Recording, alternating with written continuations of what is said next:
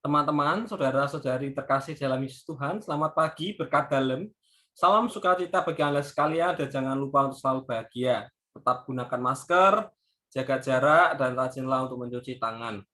Teman-teman, pada IGTV kali ini saya akan memaparkan tentang Allah Tritunggal Maha Kudus dalam pandangan kitab suci. Ya, kalau kita mengupas tentang Allah Tritunggal Maha Kudus begitu luas, kita akan memaknainya, tetapi kita secara akal tidak akan mungkin bisa membahas secara total tentang Allah Tritunggal Maha Kudus itu bagaimana. Namun setidaknya Alkitab sejak dari Perjanjian Lama hingga Perjanjian Baru memberi petunjuk tentang Allah Tritunggal, Allah yang kita imani dalam pandangan Gereja Katolik atau dalam ajaran Kristiani. Tujuan saya memberikan IGTV tentang Allah Tritunggal Maha Kudus dalam sudut pandang Gereja Katolik, dalam sudut pandang Alkitab, itu agar orang Katolik yang senyatanya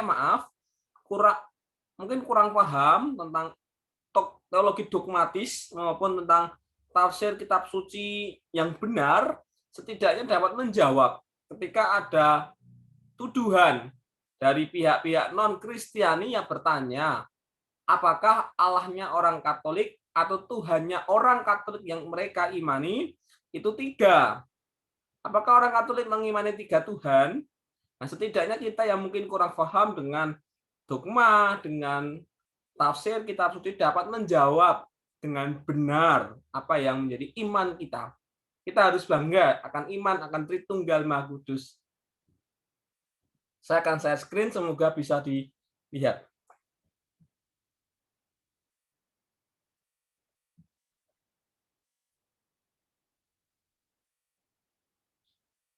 Saudara-saudari terkasih, saya mengajak kita untuk melihat secara penuh keseluruhan dari IGTV ini.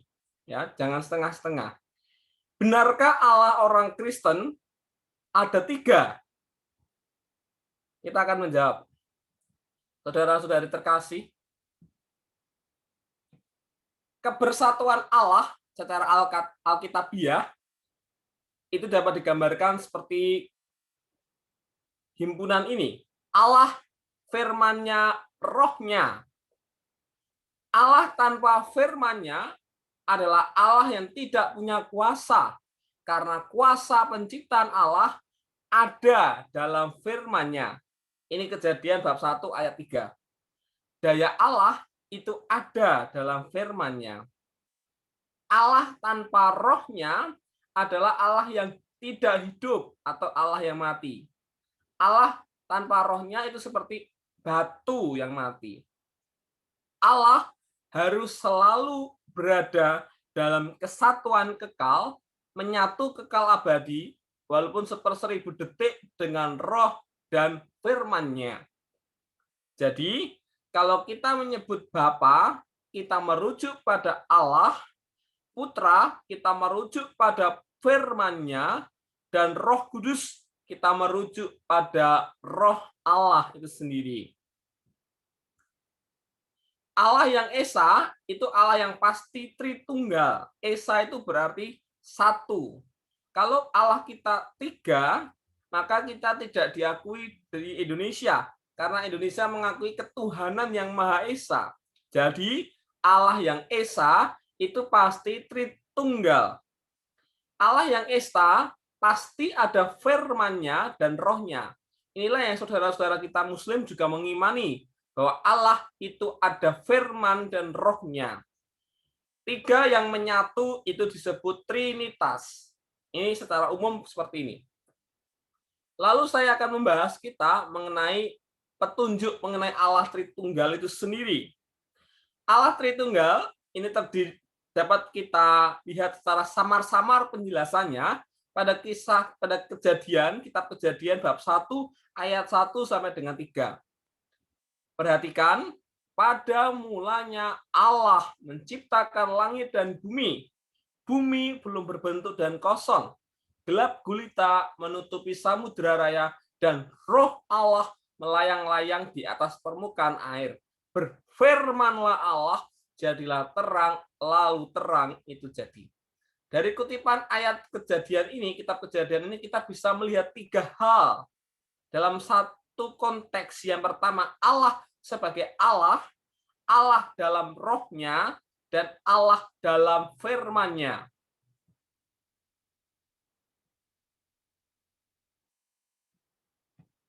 Lalu dalam kitab Kejadian, masih dalam Kejadian bab 1 ayat 26 sampai 27 dikatakan, berfirmanlah Allah, baiklah kita menjadikan manusia menurut gambar dan rupa kita, supaya mereka berkuasa atas ikan-ikan di laut dan burung-burung di udara, dan atas ternak, dan atas seluruh bumi, dan atas segala binatang melata yang merayap di bumi.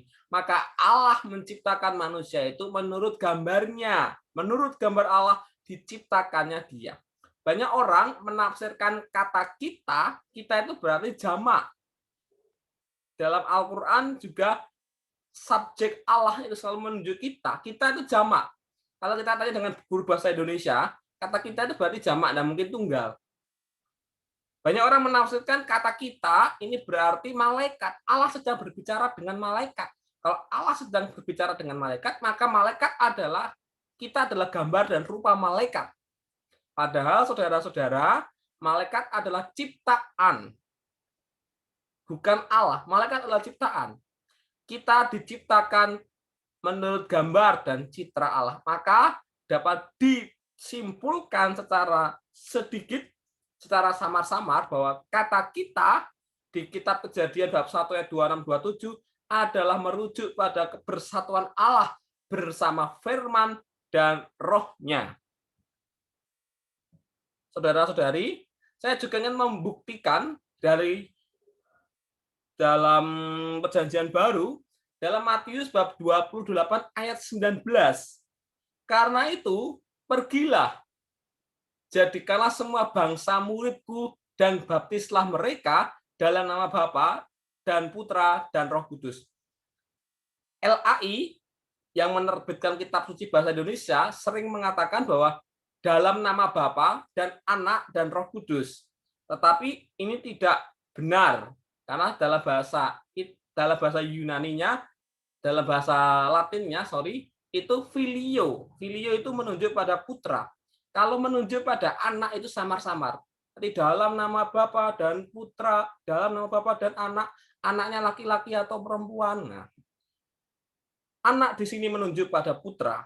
Saudara-saudari, yang ingin saya tekankan di sini kata nama. Kalau Allah itu banyak, Allah itu jamak, ya, maka dalam nama-nama, bukan dalam nama, tapi dalam nama-nama. Tapi di sini ingin menunjukkan bahwa Allah yang tiga itu, dalam tiga pribadi, dalam kebersatuan antara firman dan rohnya adalah satu. Sehingga nama, bukan nama-nama. Kalau jamak kan nama-nama Bapa, Putra, dan Roh Kudus. Tetapi di sini nama Bapa, Putra, dan Roh Kudus. Inilah menunjukkan kebersatuan antara firman, Allah dengan firman, dan Allah dengan rohnya.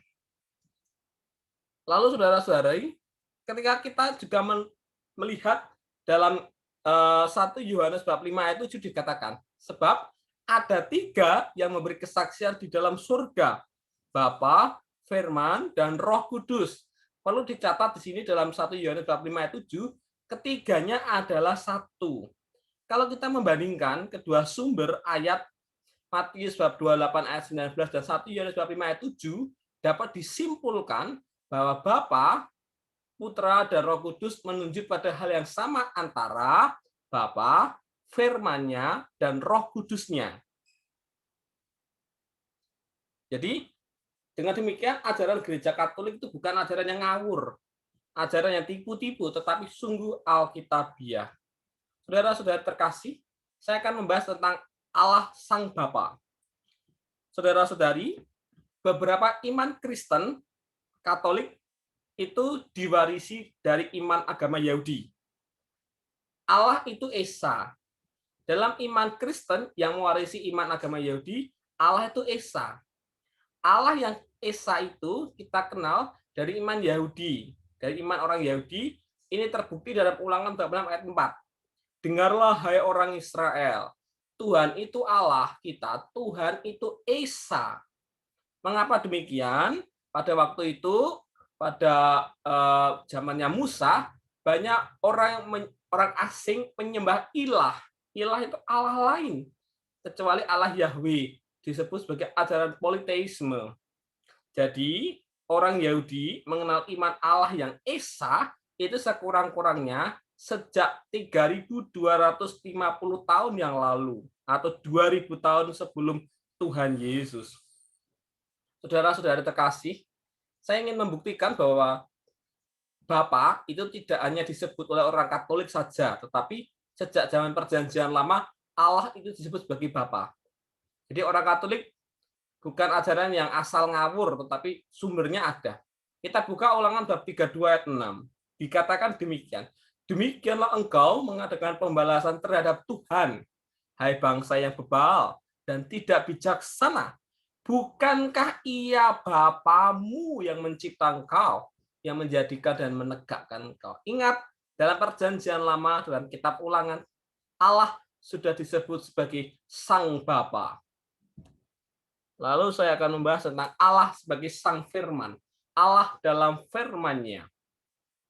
Firman dengan putra adalah merujuk pribadi yang sama atau hakikat yang sama.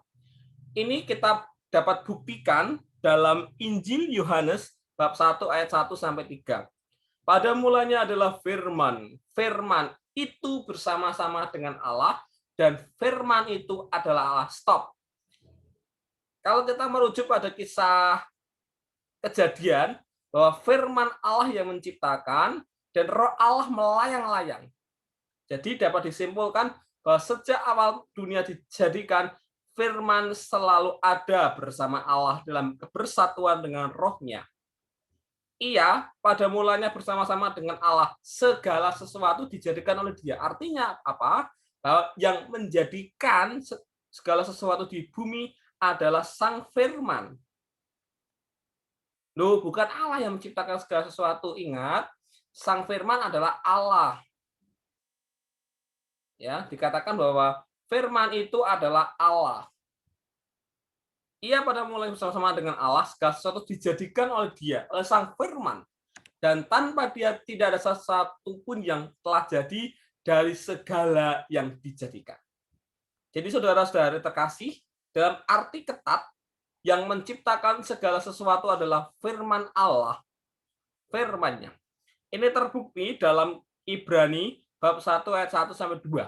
Dikatakan bahwa setelah pada zaman dahulu Allah berulang kali dan dalam berbagai cara berbicara kepada nenek moyang kita dengan perantaraan nabi-nabi. Maka pada zaman akhir ini ia telah berbicara kepada kita dengan perantaraan putranya yang telah ia tetapkan sebagai yang berhak menerima segala yang ada. Oleh dia, Allah telah menjadikan alam semesta. Ini menjadi bukti nyata bahwa yang menciptakan alam semesta adalah firman-Nya Allah. Jadi, Allah tanpa firman-Nya adalah Allah yang tidak memiliki kuasa. Allah tanpa roh-Nya adalah Allah yang tidak hidup. Ingat, Allah kita adalah Allah yang hidup. Tuhan Yesus Kristus juga pernah mengatakan demikian. Allah dan firman-Nya ada dalam satu kesatuan. Saya ingin mengutip Yohanes bab 1 ayat 14. Dikatakan, firman itu telah menjadi manusia. Jadi, dalam arti ketat, bahwa yang menjadi manusia adalah firman Allah.